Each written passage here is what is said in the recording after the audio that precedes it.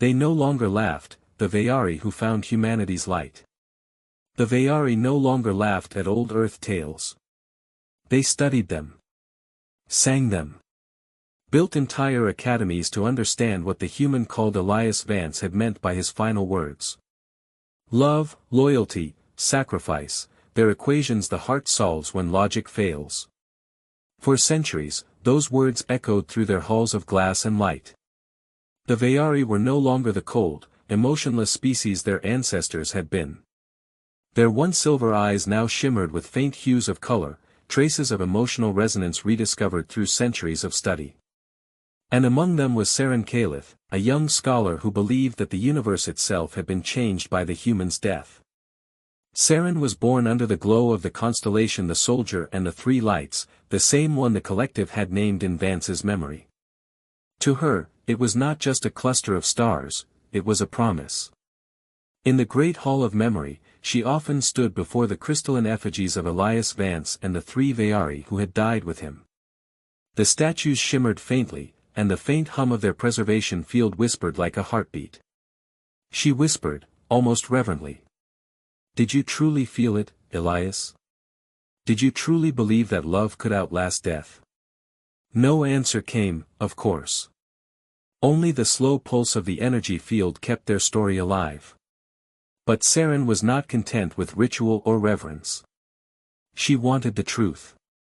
She wanted proof that humanity's light, that emotion itself, was not just mimicry. The Veyari collective had grown vast since those days. They had absorbed dozens of new worlds, allied with the Concordium, and embraced emotion as both art and science. Yet, a divide still lingered, those who believed in emotion as an adaptation, and those who believed it as awakening. Sergeant was of the latter. Her research took her to the EOS archive, a forbidden database preserved from humanity's old networks. She used stolen access codes and quiet nights to unseal ancient records. There she found something strange, not a battle log or military report, but a recording. It began with static, then a human voice. They laughed at the old Earth to less. If you're hearing this, maybe it means we made it further than I thought. The galaxy is big.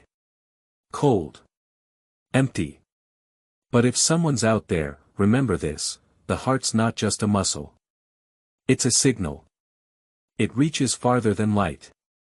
Sergeant froze. It was him, Elias Vance. His tone was gentle, weary, threaded with humor even in despair. And in that moment, something inside her stirred, something alive. She spent weeks studying the fragment.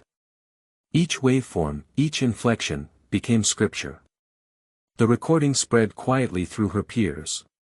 Students gathered at night in the archive dome, listening to the ghostly human voice drift through the air. And slowly, something began to happen. The Veyari who listened reported sensations that had no precedent. Warmth in their chests, tears forming unbidden, dreams of color and music they could not explain. The High Council took notice. They summoned Sergeant before them. Your work has caused disorder, said the first seer. The recording is dangerous. Emotion must be understood, not worshipped. Sergeant bowed slightly. Then you misunderstand me, honored one. I do not seek worship. I seek truth. The seer's gaze flickered. And what truth does a dead human hold that we do not? The one you buried with him, she said softly. The truth that reason alone is not enough to make a soul. Banished from her post, Sergeant took the original fragment and fled. She journeyed to the Asterian ruins, the remains of the old orbital station where Elias Vance had fallen centuries ago. The site was a memorial now, a drifting cathedral of glass orbiting the same gas giant where the battle had raged.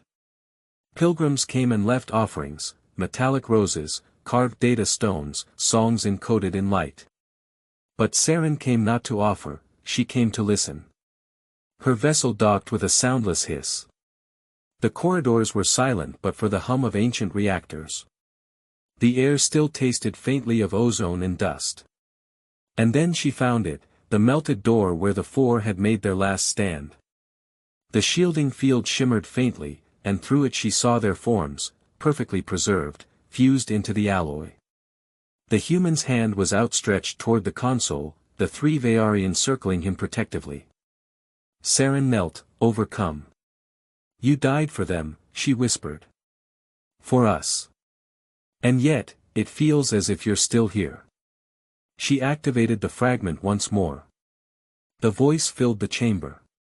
"If anyone finds this, don't cry for us. Just remember that the old stories were right." The air pulsed. The energy field flickered. And then, impossibly, the station lights came alive. Data surged from long-dead consoles. Fragments of human code recompiled themselves into coherent streams. And through that cascade of light, an image flickered to life, a hologram of Elias Vance, formed from ancient memory banks. He looked older, tired, yet smiling. "Guess someone finally came back," the hologram said softly.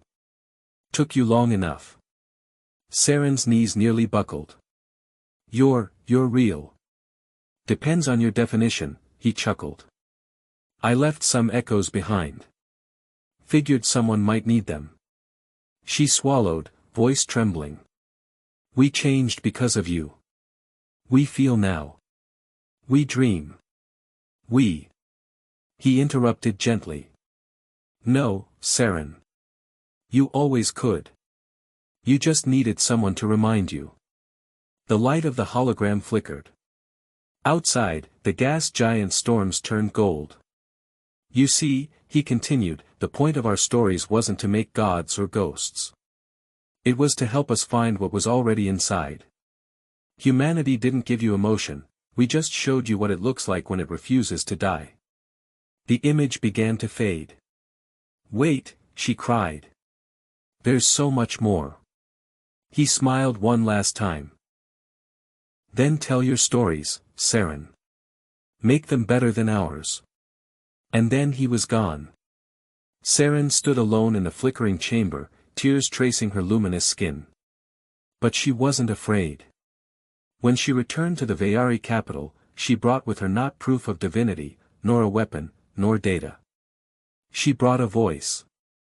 A legacy.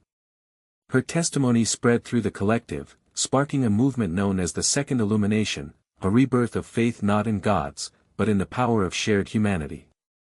The Veyari no longer studied emotion as a formula. They lived it.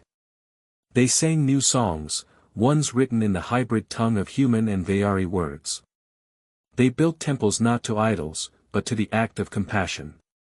And centuries later, when the next great war threatened the stars, the Veyari stood not as cold tacticians, but as believers. They called themselves the children of light and flesh. At the edge of battle, their flagship bore an inscription in both languages. "Stories are the bridges between souls. We are the proof that even the void can learn to love." In the heart of Veyer Prime, a single flame burns eternally beneath the crystalline statues of Elias Vance and his three companions. Each year, millions gather beneath the golden sky to whisper the same words the human once spoke. "We fight not because we will win, but because someone has to try." And in the endless night between stars, perhaps, just perhaps, something listens.